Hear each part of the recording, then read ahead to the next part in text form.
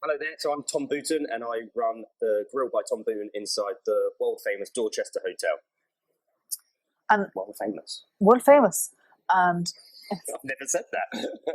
and when did you start your career in the kitchen? So I started at the age of 15 actually, so beautiful little local restaurant called the Toll Booth. We've got 3 rosettes, and then I used to do Friday nights, all day Saturdays, all day Sundays for the roast when I was 15. And then I finished work, and then my boss at the time, Ian, said, come join full time. So the day after I left school, I started there full time, and I did about 4.5 years there. So that was kind of my college, if you like. And you obviously enjoyed your time there. And where did you go after you'd finished in that particular restaurant? So after that, because I was still living at home, all of my mates all went to university and travelled and stuff, and I was still stuck in Colchester. So me and the current head chef at the Toll Booth now, actually, my mate Jamie, we decided to do a ski season. So we went to France in 2011. So there we moved to France and did 10 months up in Val d'Isère and Teen area, which was a great time. Still cooking, but the partying as well. And you're currently in the Dorchester. Yeah. You have the grill here with your name over the door. And what's that like as an experience for somebody like yourself? It's been amazing, and the relationship I have with the hotel. So I've been here for 4 years now, and when they first approached me to take on the restaurant, it was about modernising it, bringing some freshness to it, more approachable, and we did an amazing kind of 3.5 years of that. And then I guess as they said, sort of locked me in.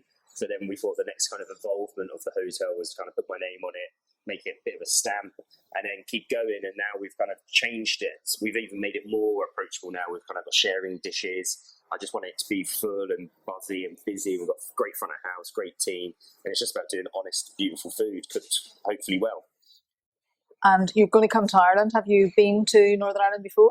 I have been to Northern Ireland once, but about 15 years ago, so I haven't been for a long time. So no, I look forward to coming back.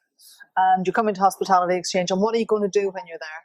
So while we're there, we've put together an absolute beautiful menu with the team there as well. So we're going to do some dishes I've done here. We're going to do some, obviously, because it's a big banquet, we're going to do other smaller kind of dishes, which I know will work for that. But we're going to do our squid bolognese, which is one of my favourite dishes. It's a take on Pierre Kaufman's legendary dish. And I'm very friendly with him. And I said to him, Chef, is it all right if I do it in your honour? So it will be squid bolognese a la Pierre Kaufman on the menu, which would be lovely. And then we're using local suppliers as well for Northern Ireland. So we've got Peter Hannon's going to do the local beef. And then I've got my oysters from Killop Bay, which are beautiful. And I know the boys from the hotel have been on that case already. And then, yeah, it's just about utilising them ingredients, bringing my team over and just having a really fantastic night.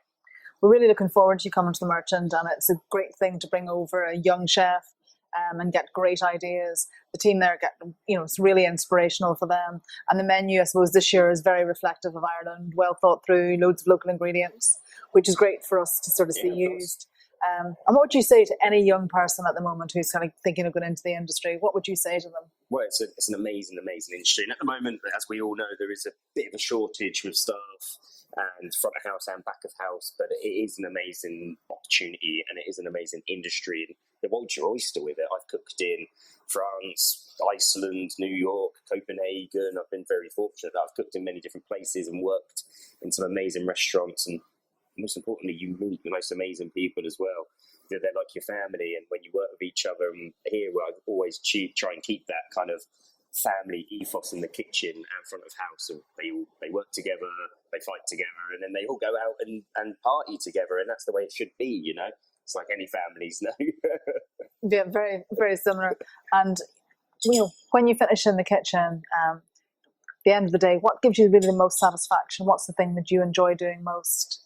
I think now, the older I get, even though everyone keeps calling me young, but I've kind of been in this head chef position for 6 years now. It's for me, it's the staff. I just love when the staff, and now I've got an amazing team of people who are coming up with their own ideas, and I never have the ethos that my head is.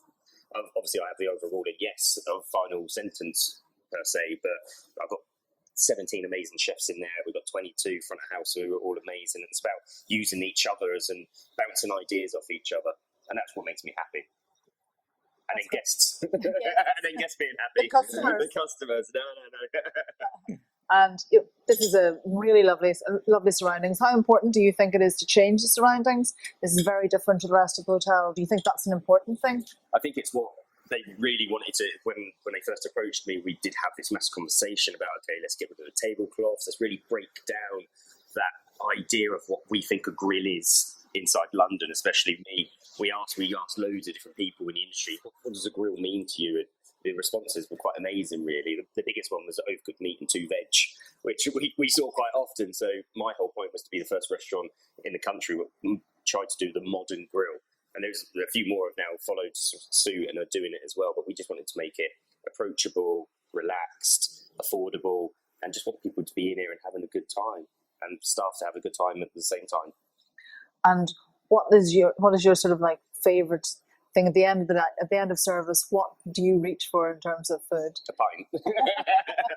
Well, it took me 4 years to get my beer tap in from Fable. Hannah's a good mate of mine, and she's the beer maker of Fable. And one of them after service is nice. A beer tap and a whippy ice cream and exactly. a green egg. Who would have thought it? I remember the ice cream was one of the first things I asked for, and I did get many faces looking at me like, "What do you want that for?" But it's just nostalgic, isn't it? And it's what you want. When I go to a restaurant, I want to have a good pint. Mm-hmm. You want to have a nice ice cream, and you want to have, well, it's summer now, you want to have something barbecued. So it's lovely with the chef's counter now. We've got the live cooking station there. People can watch their kind of snacks being cooked right in front of them. So when the room's busy, it's a really good atmosphere.